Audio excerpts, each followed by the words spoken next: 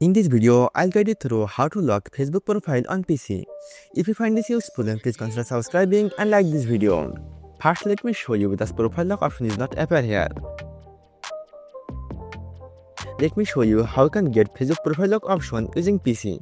First, you click on this menu icon and then settings and privacy and click on settings.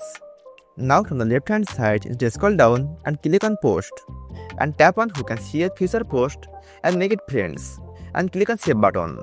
Now click on this Facebook icon to go to the home page. Now click on your profile again and click on this three-dot icon and then tap on turn up professional mode and click on continue and then click on turn up button. Now we need to refresh this page and again click on this three-dot icon. Then you will find profile lock option will appear here and click on it. Again click on lock your profile. Here you go. Finally, you will lock your Facebook profile. By following this easy tutorial, you can easily lock your Facebook profile using PC.